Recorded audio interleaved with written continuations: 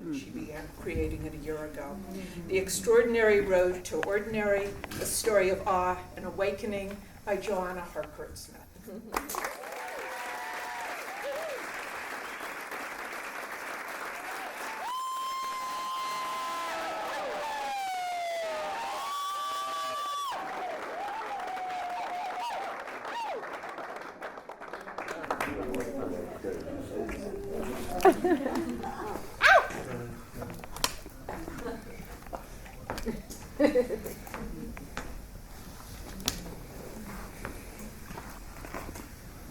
I offer this piece to all the brave women who have answered me too in the past 2 weeks. The siren song of LSD called me to America in 1969. LSD and the Woodstock double album. The rebellious words of Bob Dylan. The raspy voice of Richie Havens singing about freedom brought me over the ocean from Paris, where I grew up. In America, I was to find the liberation I had possibly sought for many lives. On my first acid trip in Washington, D.C., I listened all night to Gordon Lightfoot's In the Early Morning Rain. At dawn, I look out the window. 100-foot willow oak is looking at me. It is vast, and it will surely outlive me. Each branch of this tree is in perfect harmony with the body of the tree, the mighty tree trunk. I want to feel like this, connected to the earth and growing towards the sky.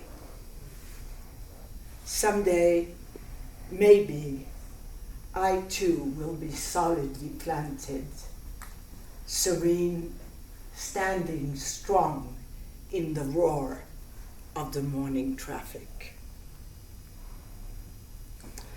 I always wanted to be an explorer since I was a small child, growing up in the wild mountains of Switzerland and the streets of Paris. I thought I would discover new lands, and instead I found unexplored and unlimited worlds of the heart and mind.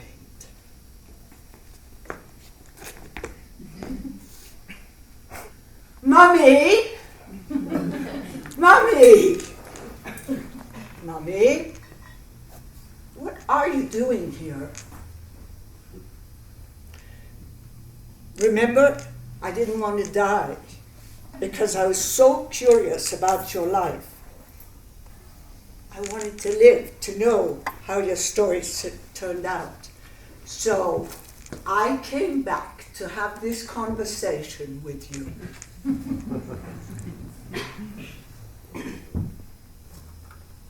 Whatever happened to that Timothy Leary? When I died, he'd been released from prison, and the two of you were going to have a happy life. Oh, he looked like Daddy. That silver hair, so much charm, and quite intelligent for a goy. He had you wrapped around his little finger. If only you didn't sleep around like you do.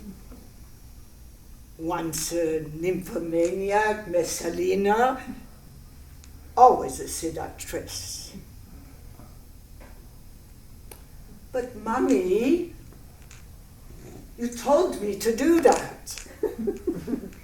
You said a woman's only power is in the way she controls men. You said I should make men give me jewels and make love to me in the best hotels in the world. You said men should give me money to prove I existed for something, to prove I was somebody.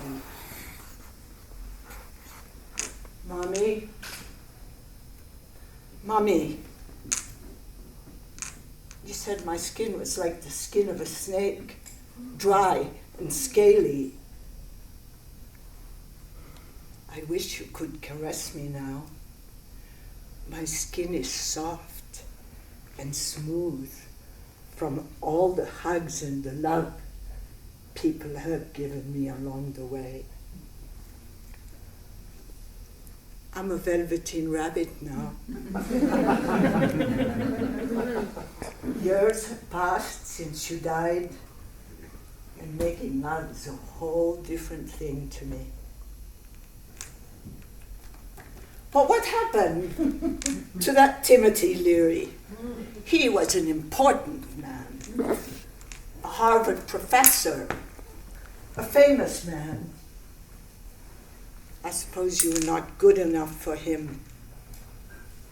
A woman should know how to hold on to her man. I knew you'd end up on the pavement with a bottle of cheap wine.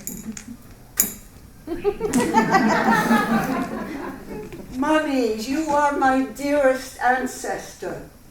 I need you to protect me and guide me from the beyond where you are.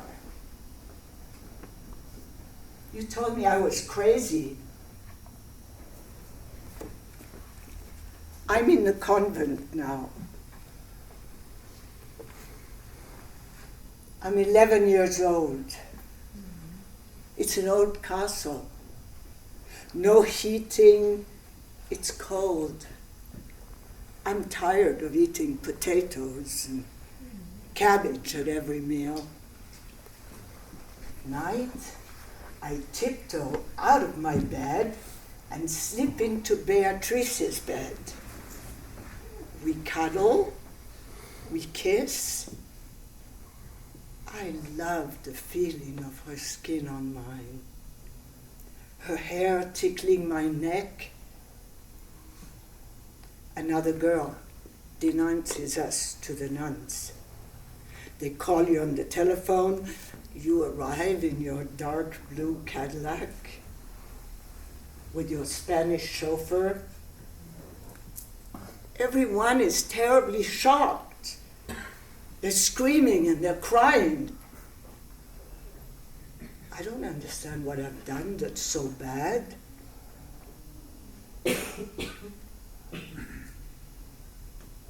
I'm expelled from school. You say I'm evil. Why, Mommy? What have I done that's so bad? I just wanted to feel skin next to mine. I just wanted to feel warm. At night, when I can't sleep, I pull my hair out of the crown of my head. I want to be St. Francis. I need to have that bald spot on top of my head. I pull and tag. I look at the tufts of hair in my hand. I feel powerful. I can still feel how much I hated the world. Hate? Oh, I loved it. Makes me feel in control. I pull out my pubic hair as well. Pull and look at the hair. Pull and look. I pull out my eyelashes as well. You make me go to school with a beret on my head.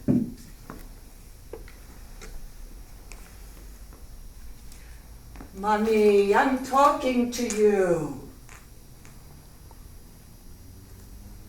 Did you know that your chauffeur came to me in the night?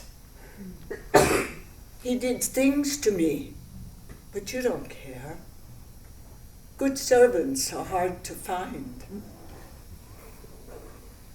I discover an intoxicating power. I'm 15 years old now, and I can make men do whatever I want. When I'm walking on the street, 8 of them follow me around like a pack of dogs. They whistle and shout, "Bon baiser," good to fuck. At last, I'm valuable. And yet, I look at the men with a mixture of disdain and derision. I think they love it. You say I'm too ugly to even become a whore. You say I cost too much money. You were wrong, Mommy. Some of your men friends take me to a suite at the Ritz or the Savoy. In the afternoon, we order caviar and vodka from room service. They buy me things at Cartier and Van Cleef. I pretend to like what they do to me. When I come home, I make another pencil mark on the wall next to the telephone. I'm good at pretending. I know how to moan and whimper. Nothing feels real to me. I have perfected a charming look and seductive contempt toward everyone.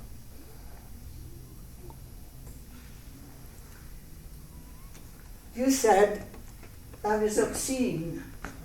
Love is only about the disgusting stuff that people do in bed. Oh yes, Mommy. That Timothy Leary. We went to Santa Fe together after he was released in 1977. The feds hid us in a small A-frame next to the Pecos River. A federal marshal told us we might end up on a slab for cooperating with the government in the months before Timothy was paroled. They give us fresh identities. We become James and Nora Joyce.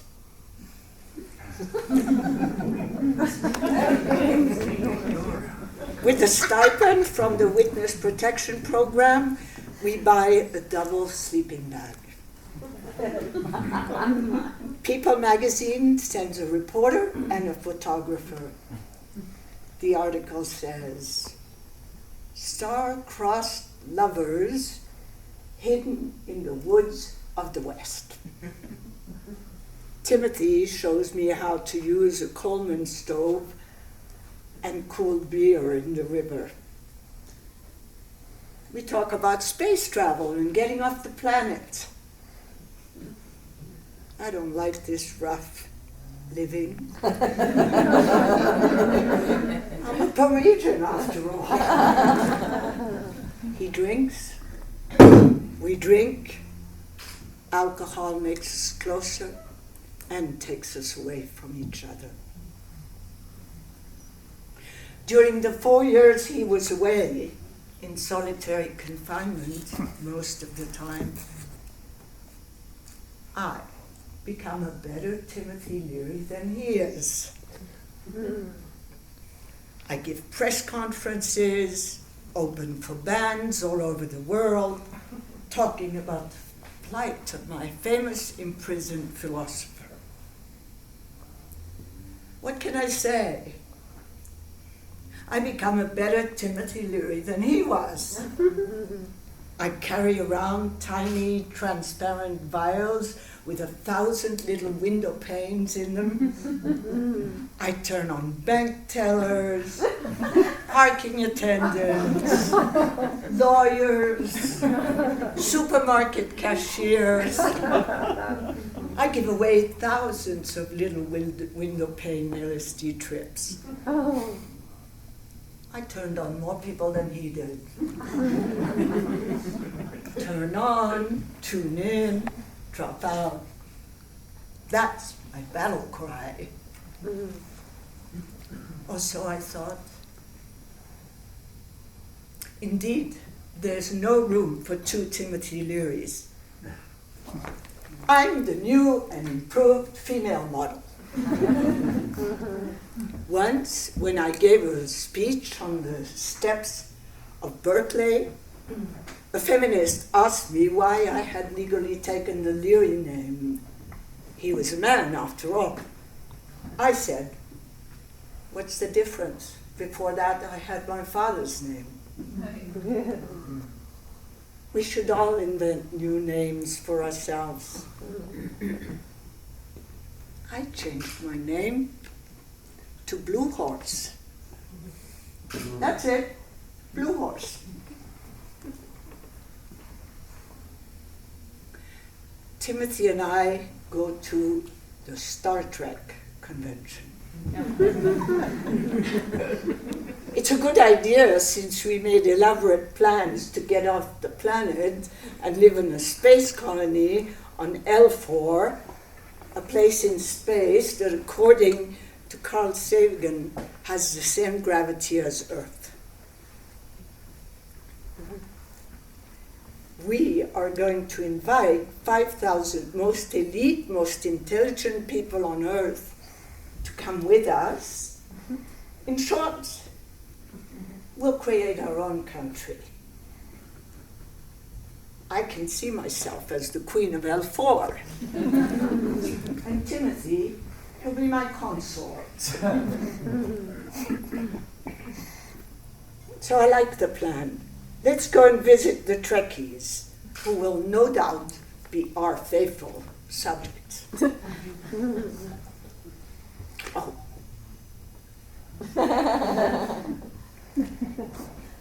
I have left you, Mommy, in a hospital in San Diego. You have lung cancer. All these cigarettes, the king-size Chesterfields, the elegant white packet with a royal crown on it. Those cigarettes that you are always smoking, those long gray ashes, you don't even bother to put in the ashtray.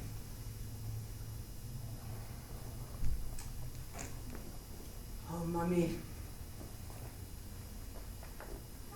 I'd give anything to breathe your scent again. Blonde tobacco and Guerlain perfume. So we're at the Star Trek convention, Timothy and me. He's holding court, whispering into the pointed ear of a Leonard Nimoy lookalike. I'm drinking Bloody Marys with extra celery. Something's not right. I'm an object again. He's the star, I'm nothing. We go back to our suite with a trail of fans following us. He signs autographs, and I follow in the tail of the comet. I hate this convention. Everything here is fake. I feel fake. Timothy says, I think it's time to go our separate ways. I'm going to miss your mind, I say to him. I wish there was a way that we could communicate without having to talk on the phone or write letters. Sooner than you think, he says, there will be an electronic mind that connects everyone across the world. This will be the LSD of the future. Electronic hyperconnection. I'll miss you, my little blue horse. My heart cracks, cracks, cracks. Here, take this. He gives me a small piece of blotter acid with a peace sign on it. A sip of cold, fizzy champagne, and we're back where we started. Years ago, in Switzerland, before the hell of the American prison system, before our perfect love became polluted by politics and captivity. I love you. His silver hair is shining in the vermilion light of sunset. No idea who I am. I'm nothing but the shadow of my shadow. How can we be together? I've become a better you than yourself. Very quickly, the acid takes hold. The sense of separation dissolves. There is nothing but perfect love and innocence. How can we separate if we were never apart? We are two spaceships floating in the infinity of being. We lie down together, skin melting into one perfect form. We are in a bubble of bliss. I lick colors like marmalade off his neck. He is my little prince and Merlin at the same time. Each cell an orgasm, an electric river flowing in and out of us towards the stars and galaxies beyond. He whispers in my ear, form and void. That's all. Now our love is going into void. We are at a Star Trek convention. I'm breaking up with my love, my first real love. This love that breaks me into 1,000 pieces. I followed this man to 23 prisons and jails. I am accused of being the woman who brought down the counterculture. Where is love, Timothy? Where did we lose it? Was it when Allen Ginsberg drove to Vatican prison when he told me I was a CIA sex provocateur? Was that when my love died in a pool of shame? I was no CIA agent. I was a woman in love with the man who brought the Promethean fire to the 60s generation. I want skin, warm and moist. I want closeness, but you are far away from me. A brilliant man broken by the American gulag of Nixon and J. Edgar Hoover. Hold me, I say, but my words are caught in the roar of crosstown traffic. We are in a hotel suite. The only traffic is in our minds. Thoughts crashing and screeching, making the space between us as wide as the Grand Canyon. We go down to the convention hall. I'm spaced out, caught in a sea of Trekkies. Captain Kirk is piloting this ship. Is there intelligent life on Earth? Maybe not. Beam me up, Scotty.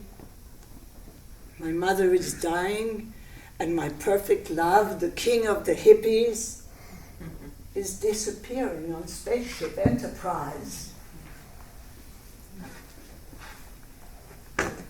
Mommy, I went back to San Diego. I find you in room 315 at Mercy Hospital. Your heart is drowning in fluid. The volunteer clown comes by. He can't cheer us up. My anchors are leaving me. I am alone, caught in the web of life. Poor Mommy. San Diego is a long way from Poland. I am singing Sail Away at the top of my lungs when you exhale your last breath. Mommy, did you know a single tear rolled down your cheek after you died? A few months later, I find my own way to get off the planet. I buy a sailboat down in the Caribbean. I am as close to a pirate as I can possibly be. I take dope dealers out on the high seas. Seaplanes from Colombia land on the water. We unload the merchandise onto another boat bound for America. We work quickly, adrenaline rushing. At dawn, exhausted, we sail back to the island. The stuff never touched my vessel, the mighty Cantrap. I drink. I take tons of Valium. I'm Scarlet, languishing at Tara after Rhett has left her. My boat is anchored in the port of Gustavia in the island of St. Bart's. I'm in intense lust with the local doctor. We are the beautiful people. We go to pristine beaches. We're naked, we're young, we're gorgeous. We have the best drugs.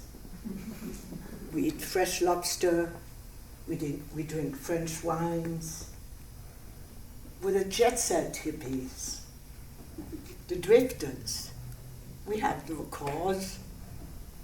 We have no way into our true selves. I am surrounded by beauty, But inside, I am the one in prison with no view of the outside.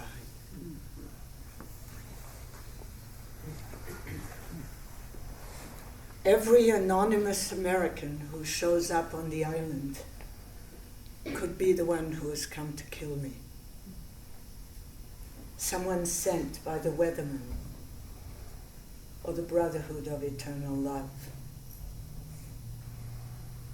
Timothy said in an interview to the LA Times that I persuaded him to give up his friends and allies. I am officially the Eve to his Adam, the scapegoat of the government's scapegoat.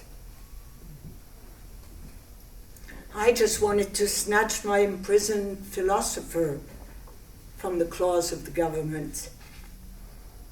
I didn't know what I was doing when Timothy told me to be an informant. I just wanted to stand by my man, like you said I should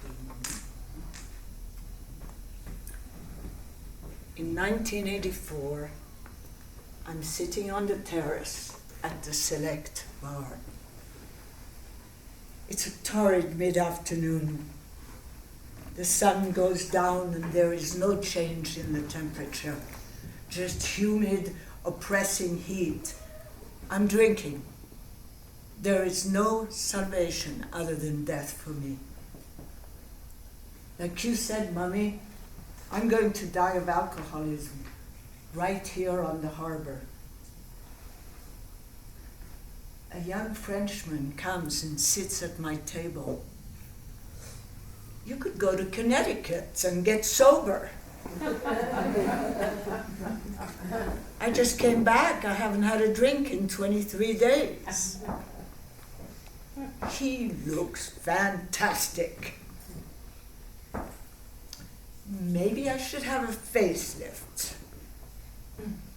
Or maybe I should stop drinking so I can look like him. What's in Connecticut? A treatment center, a place called Serenity Hill.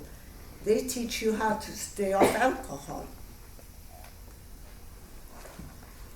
Well, I think I could do that instead of a facelift, and I could stay on drugs.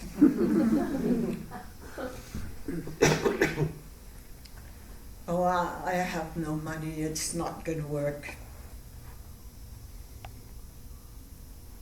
Help me, God. Who said that? Not me.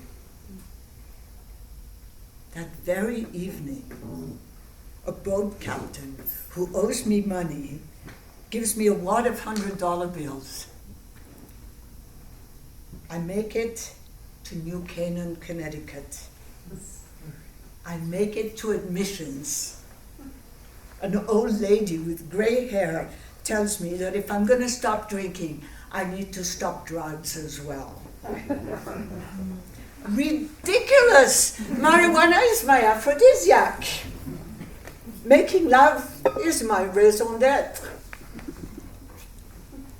This woman doesn't understand who I am. I'm the acid queen.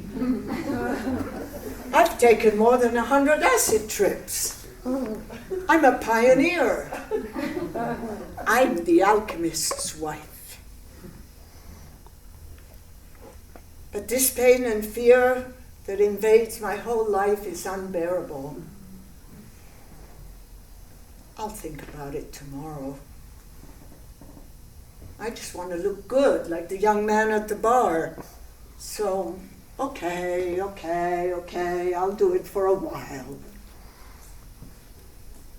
A few days after my arrival in this foul place where they don't even let me watch Saturday Night Live, I'm directed to see a counselor. The man is ugly. His hair is like Donald Trump. And his clothes, my God, look at his clothes. 70s polyester. I babble for a while, letting him know that I'm here for a rejuvenation cure.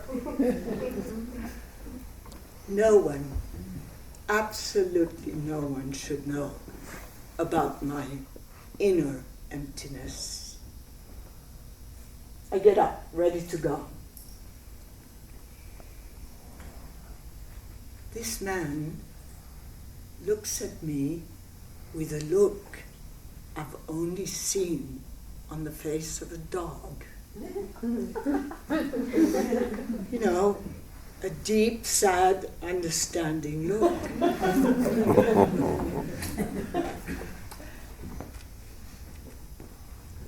Who do you think you are?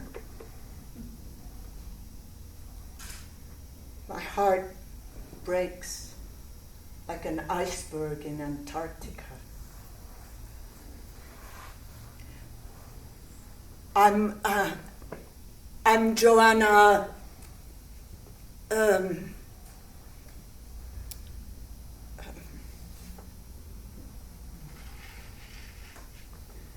There's nothing left of that. I know.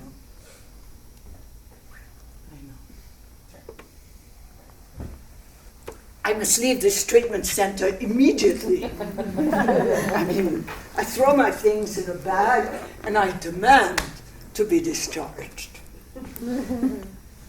A young volunteer counselor walks me to the bus. On the way, he says, "Listen, I have one thing to tell you. It's a journey, not a destination."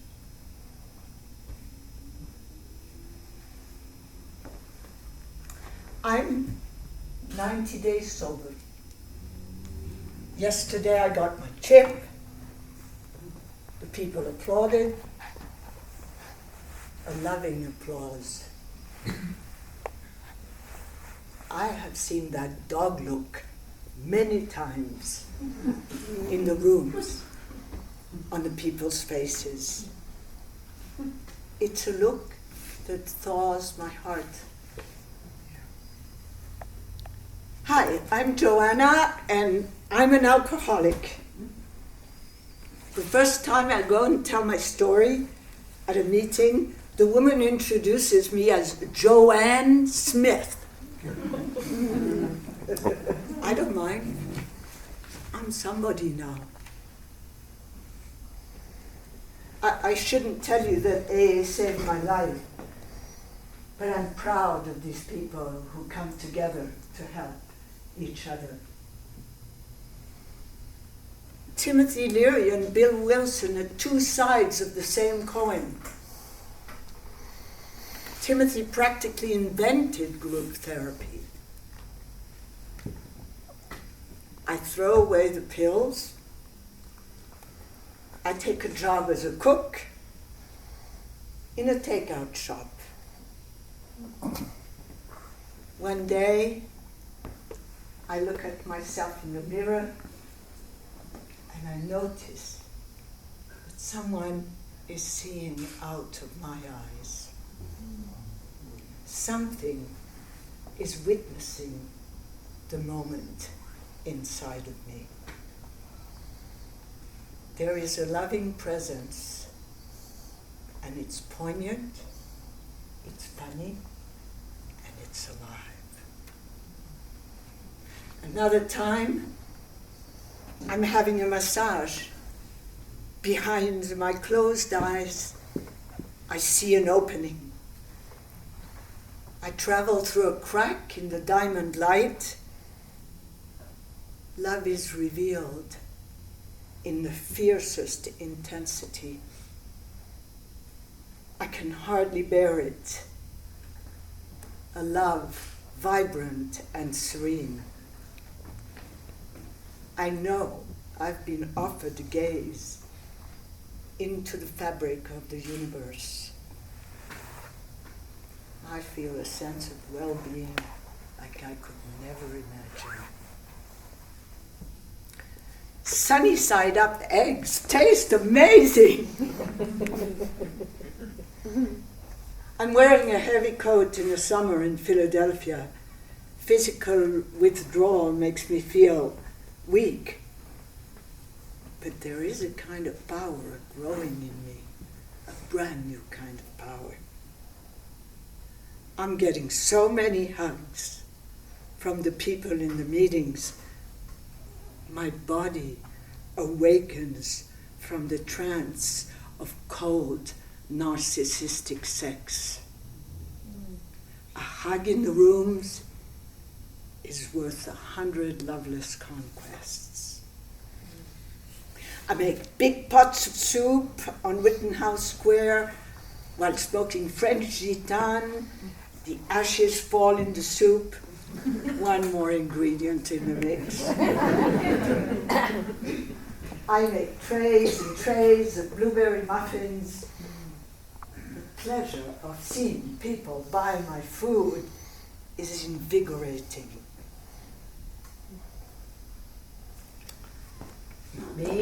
Mommy, you wanted me to marry Nikki Hilton, who is married to Elizabeth Taylor.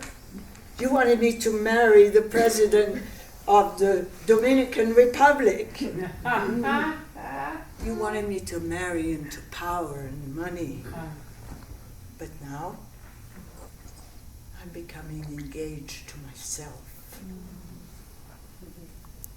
From now on, I call my inner child Mowgli,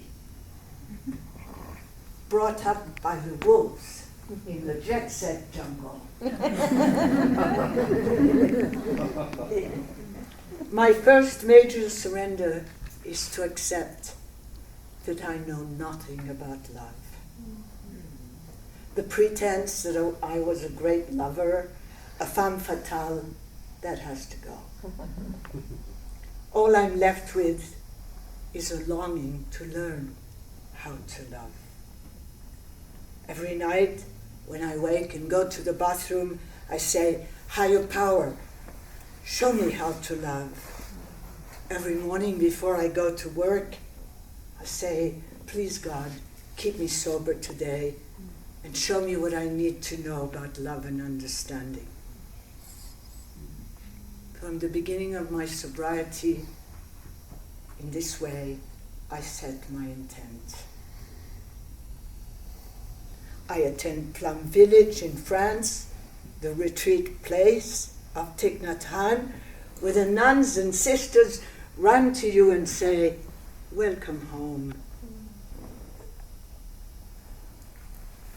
Ever since Timothy and I lived in an A-frame in Pecos, I dream of returning to the vast skies. To make enough money to move from Philadelphia, where sobriety struck me like lightning, I take a second job at the Garden, a fancy restaurant, collecting coats. Sometimes I work the lunch and the dinner shift. I'm excited because I make $300 a shift, all in $1 bills that I take back to my apartment. I have a cardboard box filled to the brim with crumpled dollar bills. I give people claim tickets, but I never attach the corresponding ticket to the coat. Instead, I nonchalantly throw the coat into a pile on my feet. When the customer returns, after a good meal, I give them my most seductive smile, turn up my French accent, and ask the customer to describe his or her coat. I then dive in the pile, and voila! Magically, I present the right coat.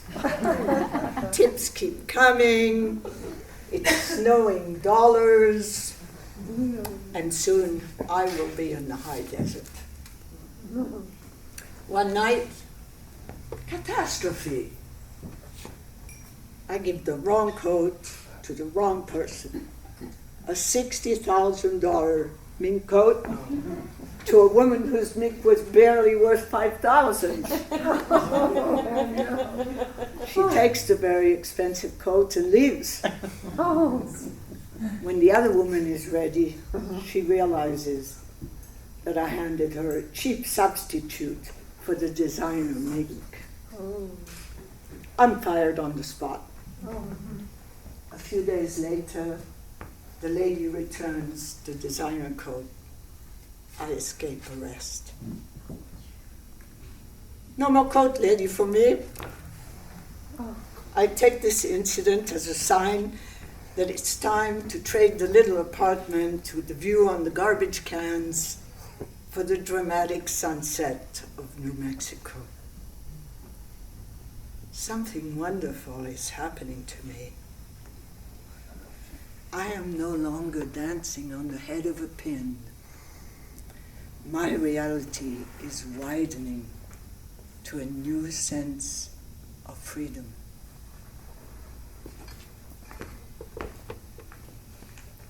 As you can see, Mommy, I never did have a facelift. I treasure every groove and every line on my face. These lines are the map of my life. The pathways of my self-exploration. These deep streaks on my skin are the badges for the years living on the planet. Some years ago, I went to live for a winter on an island in Greece. A friend lent me an old stone house on a hill above the harbor. A little girl called Lena lives in the house below. Her mother yells at her constantly. They are poor, so the fishermen bring recently caught fish up to the house, and the mother makes bread. Lena is 12 years old and deaf because her mother, a rageful alcoholic, beats her head on the wooden table outside on the terrace, just like she beats the octopus to make it tender. Lena has never left her house and has not learned to talk. I blow kisses to her from my balcony. She comes to me. We develop a tender relationship. She is the reflection of my own inner 12-year-old, neglected and wild as a feral cat. Lena, who has never learned to speak Greek, her mother tongue, learns words of English. She can speak, but had never been given the attention she needed to learn. She and I walk the hills of Idra. We make each other real with hugs and kisses. I had gone there to write a book. I put no words on the page. Instead, I create with her a language of love. Some people would say,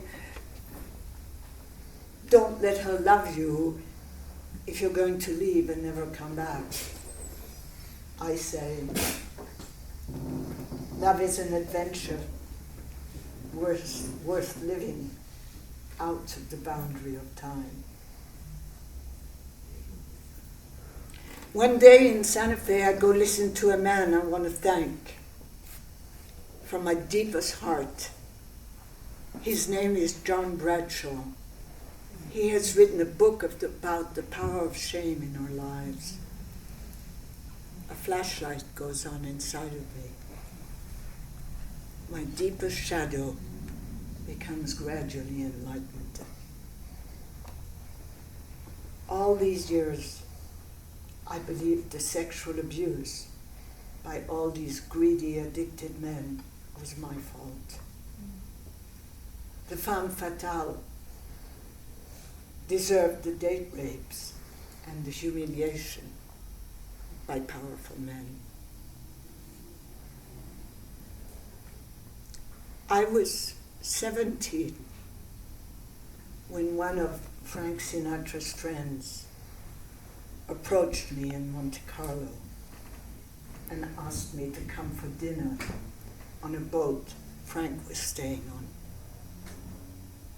At 6 p.m. I'm on the pier, waiting to be picked up. The Star's boat is huge with 33 crew. At dinner, I'm seated next to Old Blue Eyes himself. He barely talks to me, never even asks for my name. The butler serves me cheese soufflé. I take a little, thinking it's the first course. Suddenly, Sinatra takes hold of my hand and leads me down the deck to his cabin. I have to change for the casino. We're going gambling. And you will be my lucky star. I'm very excited, I say. He loosens his belt. Touch me here, pointing to his penis. Just the loosening of the belt throws me into a panic. This sudden gesture scares me to death. Come on, baby. Touch him. Oh, that makes me even more afraid. When they say that, you see, they call their penis him. Like it's a little guy living inside their pants.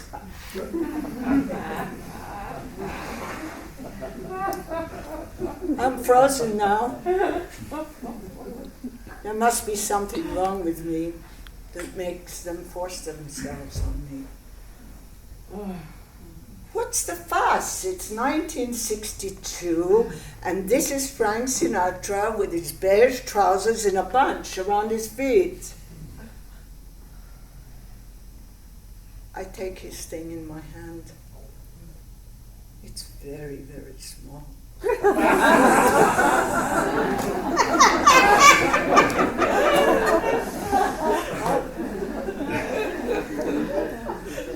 I hear the waves flapping against the white hull of the boat.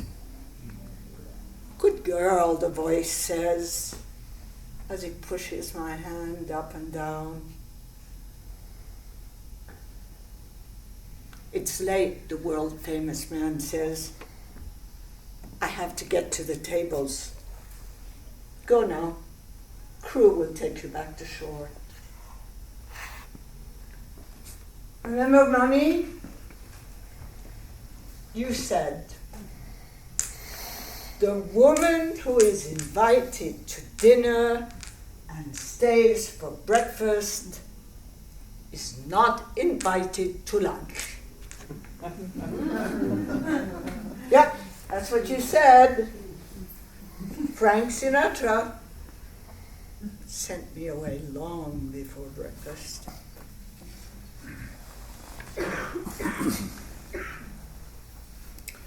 I'm walking in the arroyo with my friend Lily. In this Santa Fe luminosity, I feel a sense of limitlessness. An unseen voice speaks to me. you have passed on to a whole new dimension of self. You are no longer a courtesan as you were in many lives. You are love herself. You have arrived to a new sequence of being. Love innate, love of the universe is open in you like a sweet sunrise. Past lives come in series. You are in a new sequence where your frequency is a daily musical composition to the beloved. Darkness transmuted into light is the still point that is getting brighter and brighter in you. The only condition for your aliveness is to play, play, play. True power is the power of love. This power has come home to me. Abandoning myself to serendipity, I'm crafted and sculpted daily into a real human from the artificial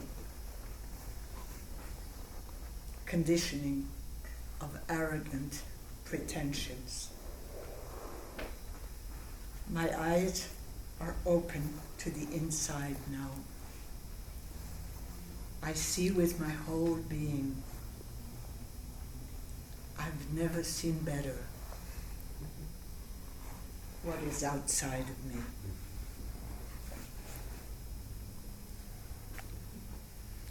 You, each one of you, grows my heart day by day. We are leaves of the same tree of life. Some of us are turning to gold and flamboyant red, preparing for the fall to the ground. The autumn wind is blowing my years away faster and faster. I'm getting used up, and I love that usefulness. Mm-hmm. Tenderness has softened my rough edges. No more self-defense. There is nothing to fight for. We have won at the game of life. Some rolls of dice on the board are harder to accept than others. The life force can be wearing at times. I found El Dorado. Mm-hmm. It's in your eyes and your hugs. When I forget it and come from a false place of empowerment, let me know so we don't waste our time. No pain is too great when we go through it together. In the book, as Bill sees it, Bill Wilson, the co-founder of Alcoholics Anonymous, tells about writing to Aldous Huxley and Timothy Leary to inquire about treatment by LSD for his depression. Subsequently, he and his wife, Lois, are treated with the medicine for a couple of years. After 12 years of sobriety, I take a sacred medicine journey. I want to know if my spiritual life is skin deep or anchored at the core of my being. My prayers are to deepen my love and my sobriety.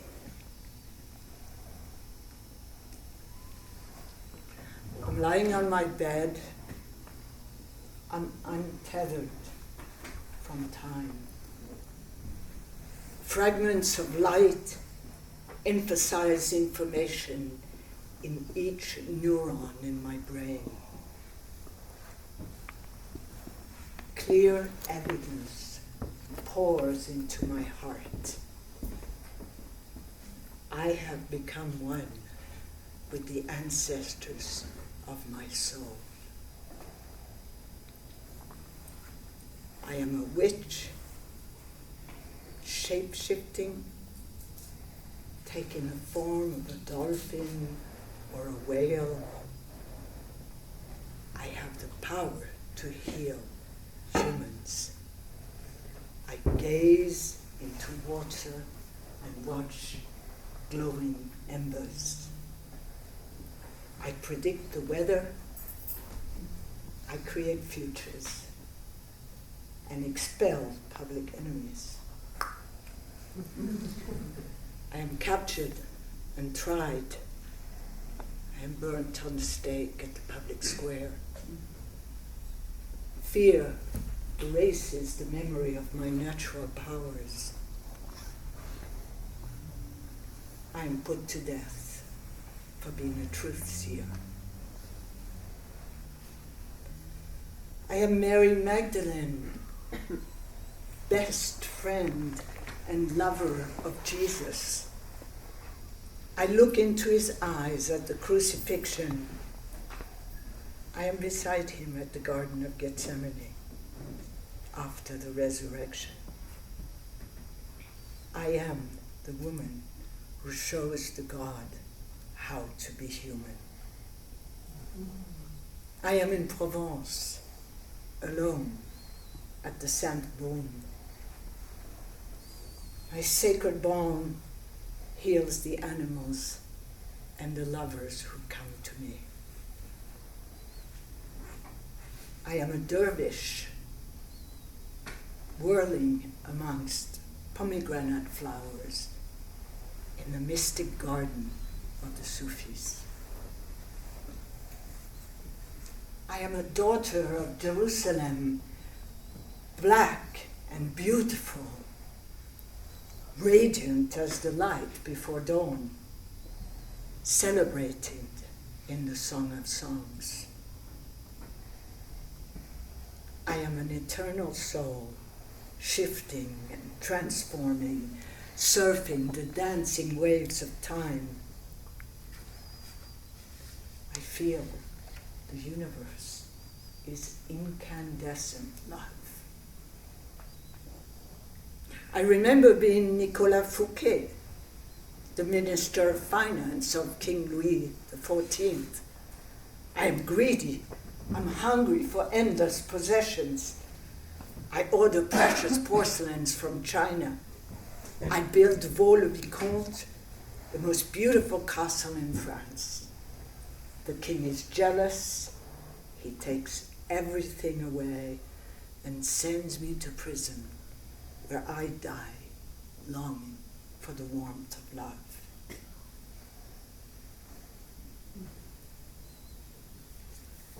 Everywhere I look, I see beauty calling me to relationship, widening the web of connection between all living things. Every tree in the forest is my relation. I can feel the grace of snow and rain and dust on my skin. I see the sacred mountains emerging from the outer membrane of the earth. I take a few steps outside the front door. The cottonwood tree calls to me. I put my arms around her and feel the embrace of my ancestors. I am in the arms of the planet herself. Mutual recognition is the safety we must all return to. We have a choice. We can live in continuous suffering and victimhood, or we can choose to live in astonishment and awe. Sobriety is my lens of choice.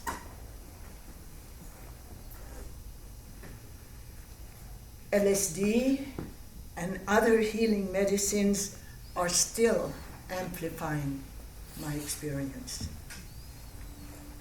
When I walk in the mountains now, each leaf, each stick, each bird, each dog, each little yellow flower makes my heart vibrate with the purest sense of gratitude. No matter how difficult life feels these days, this cornucopia of intensity,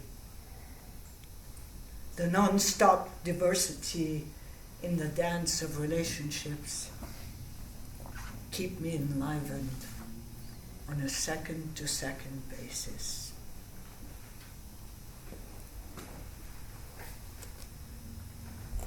It's kindness that makes the world go around. Listen to me. I'm not talking about being nice. I'm talking about kindness. The kind of kindness that is like a woodpecker, chipping away at your belief systems, your self-imposed no trespassing signs. The kindness and the heart courage to let each other in beyond the scars of rejection. Kindness heals every wound. True kindness makes every imposter real. Every velveteen rabbit comes to life.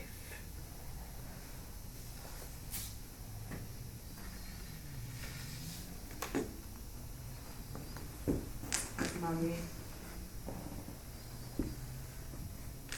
Mommy. My only mommy. I love you.